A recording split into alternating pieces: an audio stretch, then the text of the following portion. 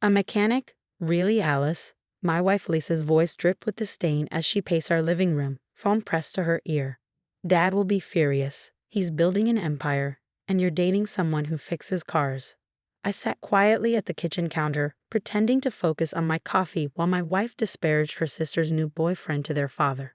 The irony wasn't lost on me. 5 years ago, she defended me the same way to her traditional Chinese family. Now apparently I was the standard for what they shouldn't accept. At least Michael learned Mandarin, she continued, shooting me a pointed look. Even if he'll never understand the business properly. My name is Michael Chen. Well, technically Michael Roberts before I married into the Chen family, and I'd spent the last 5 years being reminded that I was an outsider in my wife's world. Lisa hung up and turned to me with that familiar look of disappointment. Alice is being impossible.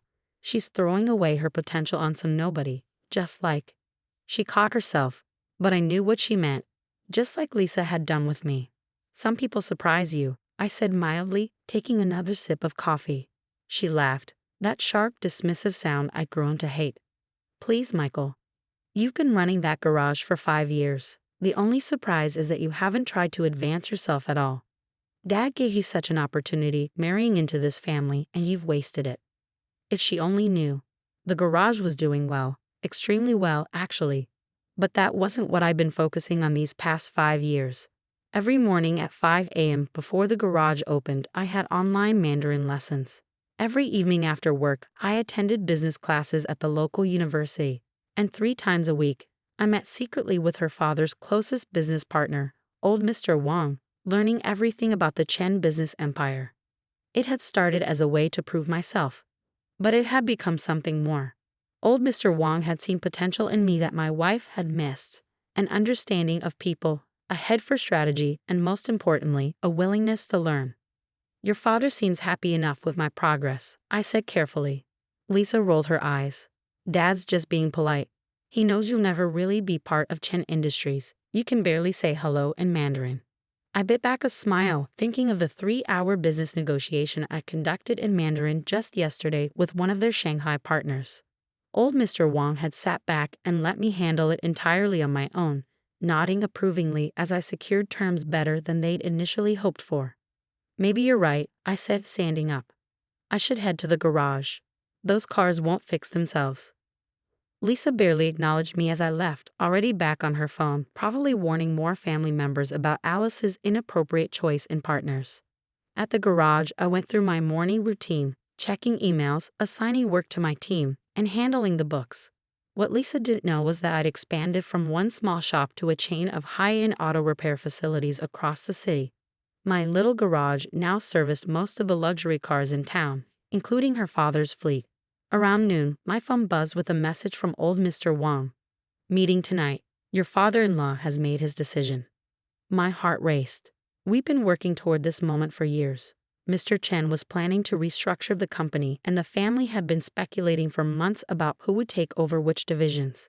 Lisa, naturally, assumed she'd be given a major role. She'd grown up in the business after all. The fact that she'd never actually worked in it didn't seem to matter to her. I texted back a simple, "I'll be there," and returned to my work, trying to keep my nerves in check. Everything I'd built, everything I'd learned had been leading to this moment. That evening, as I headed to the meeting, Lisa called. "Dinner with Dad tonight," she said excitedly. "He's making some big announcements about the company. Try not to embarrass me." "Wouldn't dream of it," I replied, already pulling into the private lot behind Chen Tower. The real meeting, the one Lisa didn't know about, would happen before dinner. Old Mr. Wang was waiting for me in the executive conference room, along with Mr. Chen and the board of directors. As I walked in, switching seamlessly to Mandarin, I caught my father-in-law's subtle smile. He'd known about my studies all along, of course. He'd been testing me, watching me, evaluating whether I had what it took to help lead his company into the future. Tonight, we find out if I'd passed the test. The board members sat straighter as Mr. Chen stood to address us. "Gentlemen," he said in Mandarin, "it's time to discuss the future of Chen Industries." I took a deep breath, thinking of Lisa's dismissive laugh, her constant reminders that I'd never belong. In a few hours, everything would change. The boardroom fell silent as Mr. Chen began speaking. "For 30 years, I've built this company on 3 principles: innovation, loyalty, and the ability to see potential where others don't. He paused, his eyes meeting mine briefly before continuing. Some of you questioned my decisions over the years, particularly when I asked old Mr. Wong to mentor an outsider, a mechanic who married my youngest daughter. I could feel the board members' eyes on me, some curious, others skeptical. They'd all heard about the son-in-law who ran an auto shop.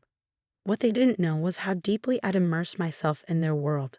Tonight, Mr. Chen continued, we restructured Chen Industries for the future. Michael, please present your proposal for our expansion into Southeast Asia. I stood pulling up the presentation I'd spent months preparing. In fluent Mandarin, I outlined our strategy, a series of strategic acquisitions, technology investments, and market penetration tactics that would double the company's presence in the region within 5 years. The board members' expressions shifted from skepticism to interest as I walked them through the numbers. By the end, even the most traditional among them were nodding approvingly. Impressive, one elderly board member remarked. Your Mandarin is excellent. How long have you been studying? 5 years, I replied, since the day after my wife told me I'd never understand her family's business. Mr. Chen allowed himself a small smile. And now you understand it better than many who were born into it. The meeting continued for another hour as we finalized the details of the restructuring. I would be taking over as CEO of our international operations, working directly with our Asian partners while modernizing our approach to global markets. What about Lisa? Someone asked. She's been expecting a leadership role. Mr. Chen's expression hardened. My daughter has never shown real interest in learning the business. She views it as her birthright rather than a responsibility. Michael, on the other hand, has earned his place here. As the meeting concluded, old Mr. Wong pulled me aside. Are you ready for tonight's dinner? It won't be easy. I nodded, thinking of Lisa's constant dismissals, her casual cruelty whenever she reminded me of my place in her world. I'm ready. The restaurant was one of Shanghai's finest, occupying the top floor of a skyscraper with views across the city. Lisa was already there when I arrived, dressed impeccably and practically vibrating with anticipation. Finally, she hissed as I sat down. Where have you been? Dad's about to announce the restructuring. Had some work to finish at the garage, I said mildly, noting how she flinched at the word garage. More family members arrived. Lisa's siblings, their spouses, various aunts and uncles. Alice, the sister who'd recently started dating a mechanic, gave me a small wave. She'd always been kinder than Lisa, seeing past titles and social status. Mr. Chen stood, commanding immediate silence. Family, he began in English. Tonight we celebrate a new chapter for Chen Industries. Lisa straightened in her seat, her smile bright and expectant.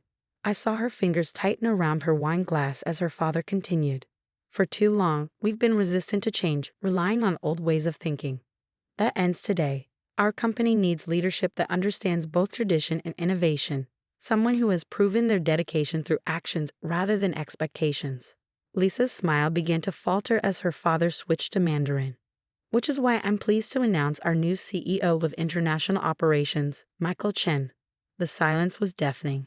Then Lisa laughed, high and nervous. Dad, you're speaking Mandarin. Michael can't understand.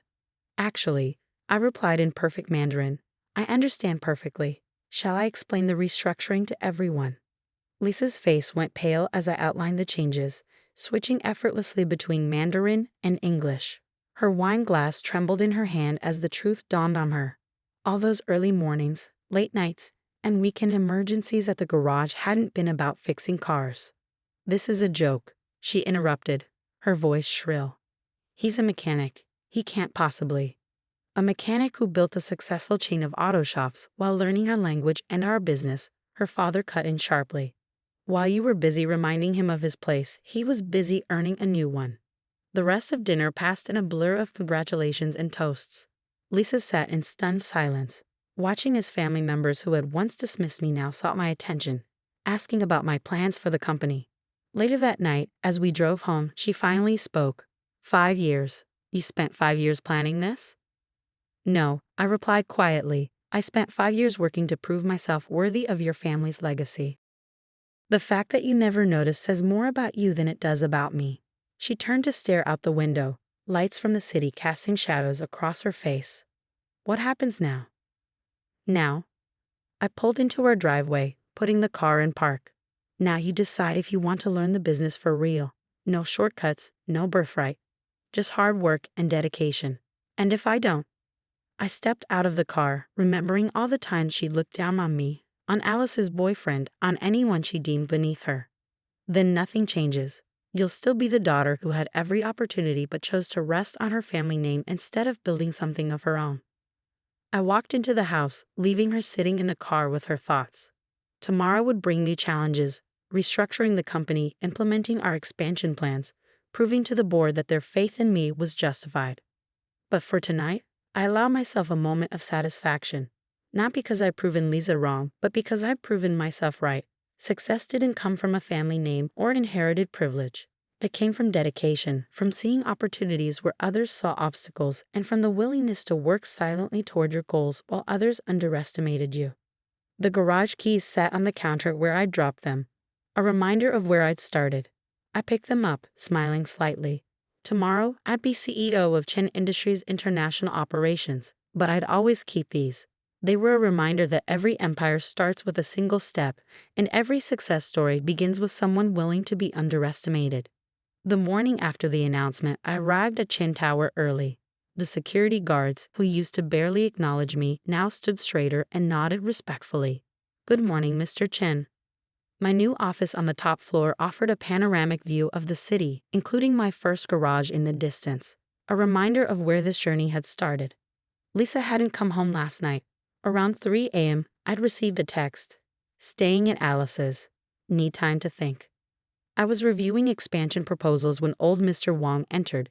"Your wife is downstairs," he said quietly. "She's demanding to see her father." I nodded, unsurprised. "How's Mr. Chen handling it?" "He's not. He asked that you deal with it." Of course he had. This was another test. I found Lisa in the lobby, arguing with security. She'd clearly been crying, her usual perfect appearance slightly disheveled. "Let's talk in my office," I said in English, then switched to Mandarin to tell security everything was fine. Lisa flinched at my casual use of her family's language. In the elevator, she finally spoke. "Did you ever love me, or was I just your way into the company?" The question hit harder than I expected. "I loved you enough to spend 5 years trying to be worthy of your family," I replied. "You're the one who decided I never would be." In my office, she paced like a caged animal. "You humiliated me." "No," I said firmly. "You humiliated yourself. Every time you mocked me, every time you dismissed someone as beneath you, you showed everyone exactly who you were."